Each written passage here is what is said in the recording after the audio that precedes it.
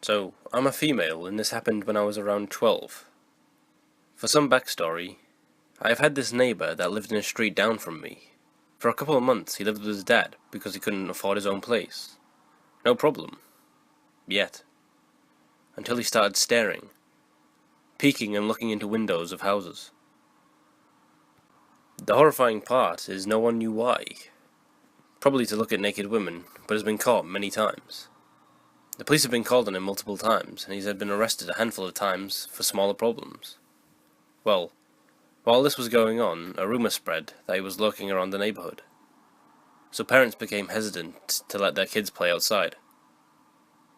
Now, one day I met him face to face. I was walking home from my grandparents' house. They lived a short walking distance away with my younger brother, who's 10. We walk and talk about how the day was going while my mum drove home before us. We didn't want to drive in the car and we wanted to walk. So we are walking home and it was close to a 5-minute walk back to my house. Once we turned the final corner to our small cul-de-sac, we see the man's car drive by. The whole neighbourhood was on watch for him.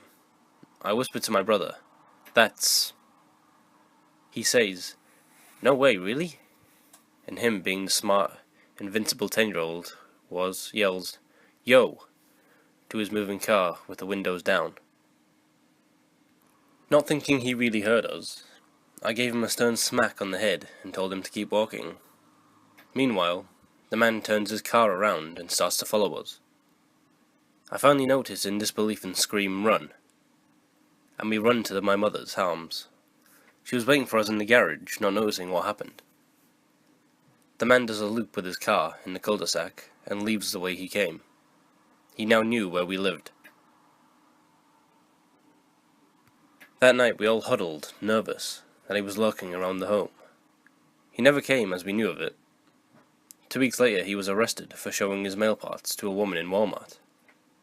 He was arrested for a year and is now back on the neighborhood, selling drugs, etc.